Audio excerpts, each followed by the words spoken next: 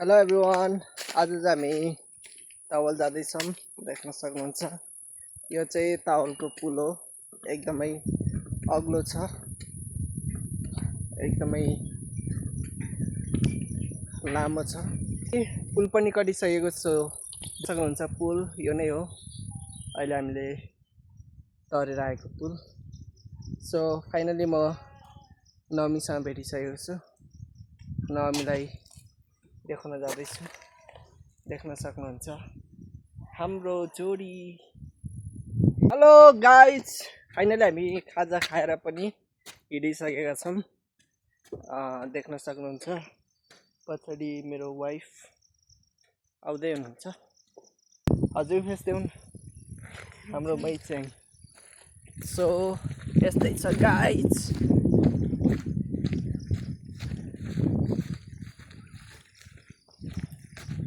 हिँड्नमा चाहिँ एकदमै रमाइलो भइरहेछ। अनि अहिले चाहिँ घाम नलागेर अथवा अघि घाम लागिरहेको थियो, अहिले घाम नलागेपछि चाहिँ शीतल भइरहेछ। एकदमै शीतल अनुभूति गर्दैछु। हामी चाहिँ खाजा खाएर निस्किसकेका छौँ। अब फेरि हाम्रो यात्रा कन्टिन्यू जारी रहनेछ। सो देख्न सक्नुहुन्छ पानी परिरहेको रहेछ। बुढी हेलो भनिदिन्छ। हेलो म यही बोल्छु। तपाईँले बोन खोजी लाग्यो बुढी तिमीलाई त धेरै हेर्नु के कस्तो फिल हाने पानी हेर्नु त्यहाँ उदोबाट। ए बाबा 1 मिनट भिडियो बनाउँदा त कसो के जान्छ होला र यहाँ। पछि नाच रेस्ट गर। मरिलानु के छ र, रेस्ट गर्दै जाऊँ। घर कहिले पुरो भइसक्यो। तिमी त्यस्तो फिल भयो? मलाई त त्यस्तो फिलै भएको छैन। मसँग त साथी हुनुपर्छ होइन। अब जङ्गलमा रात करोड भने म त खुसी। हेर्दाखेरि चाहिँ पानी पर्ला जस्तो भइरहेछ। सो मेरो बुढीलाई, मेरो मैच्याङलाई चाहिँ टेन्सन लागिरहेछ अरे घर कतिखेर पुग्ने हो भनेर। तर म चाहिँ ह्याप्पी, किनकि वाइफ भएपछि नो टेन्सन। सो यस्तो दौडिने हो। अब त बिन्दासले हिँड्ने हो गाइज। जस्तै छ हाम्रो ससुरालीको यात्रा। हजुरहरूको कस्तो छ के गर।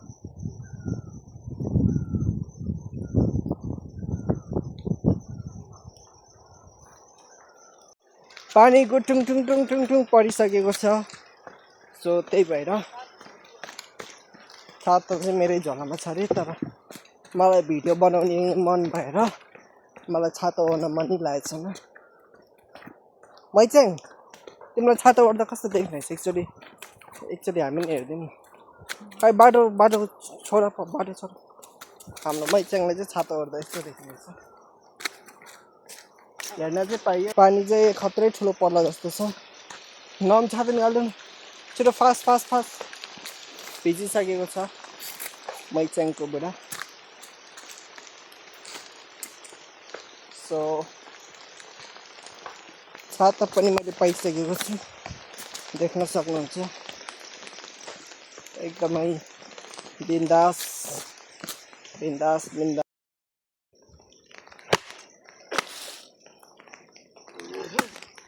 दाउरा चिर्नु भयो क्या हो? हजुर। अनि हजुरहरू कता बस्नुहुन्छ? यतै हो है? ए अनि आज त सक्नुहुन्न ल। यो त बोकेर लाने हो कि गाडीमा लाने हो? गाडीमा लाने है? ए यही नजिक हो। ए ल राम्रोसँग चिर्नु होला। शुभकामना छ ल। अहिले हामी जानुपर्ने ठाउँ चाहिँ ऊ त्यो देखिरहेको माथि डाँडा जुन छ। मजा आयो गाइस।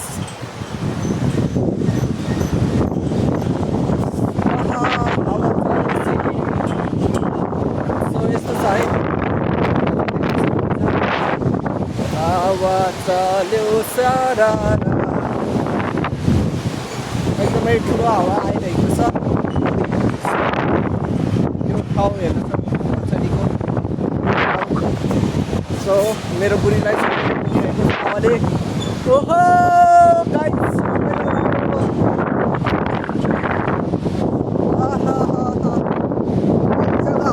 मजाको हावा आइरहेको छ गाइस सो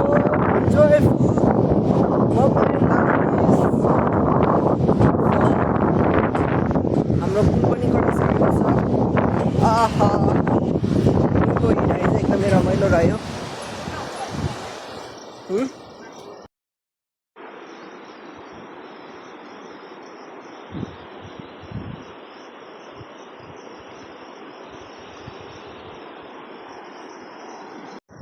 यसरी हिँड्न पाइन्छ है गाइस तपाईँहरू पनि बिहे गर्नुहोस् यो सल्लाह चाहिँ जो सिङ्गल हुनुहुन्छ अहिलेसम्म बिहे गर्नु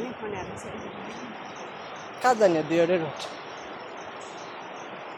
जो अहिलेसम्म सिङ्गल हुनुहुन्छ उहाँहरूको लागि चाहिँ खुसीको खबर यसरी हिँड्न पाइन्छ हामी जसरी सो पछाडि पनि देखाइदिउँ घुमाउनु यसरी हिँड्न पाइन्छ त्यही भएर हजुरहरू पनि बिहे गर्नु होला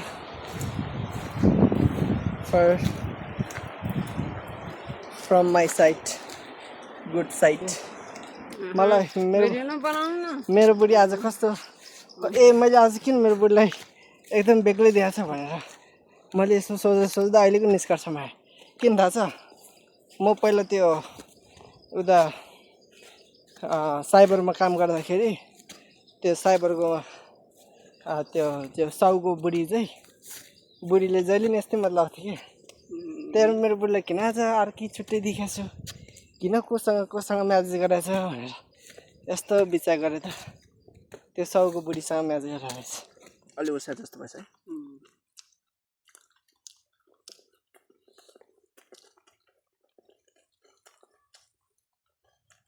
यहाँसम्म आउँदा 500 थियो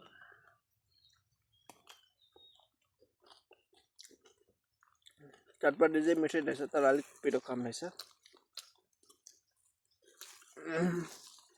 दुई शब्द भन्नु त बुढी फेरि 1-2 शब्द आजको दिनभरिको यात्रा कस्तो रह्यो रमाइलो हिँडे जस्तो पनि लागेन चाँटै घर आइपुगे जस्तो लाग्यो हिँडा चाहिँ कहाँबाट जस्तो लाग्यो जब खोला आइपुग्यो अनि त्यसपछि उकालो बाटो रमाइलो भयो नि रमाइलो भयो उकालो भयो देख्न सक्नुहुन्छ अब त्यो ओह्रालोबाट हामी चाहिँ यति माथि आइसक्यो त्यही भएर एकदमै स्याहार भइरहेको छ यो चाहिँ टावलको मेलडाँडा भन्ने ठाउँ हो सो देख्न सक्नुहुन्छ यो भ्यू यो ठाउँ यो हो टावलको environment. This is my wife. कस्तो छ मेरो बुढी कमेन्ट गरिदिनु होला सबैजनाले टावल गाउँ आज मेरो जिब्रो के भएको छ गाउँ भन्नलाई गाई भइरहेछ अनि अघि केमा मुख लडबाइरहेको थियो कि अनि मैले के भन्दा छ आज दिनभरि हिँडेर खुट्टा लडबाइरहनु पर्ने ठाउँमा दिनभरि यो भ्लग बनाएर बोलेर होला जिब्रोको लडबडाइरहेछ भने के मैले आजको लामो यात्रा भए पनि दुःख सुखले आइपुग्यो धेरै नै ह्याप्पी छु म झन् स्पेसल मेरो वाइफ मैच्याङसँग हिँड्न पाउँदा त झन् छुट्टै फिल त्यही भएर मैले फेरि भने बिहे गर्नुहोस् सिङ्गल चाहिँ नबस्नुहोस्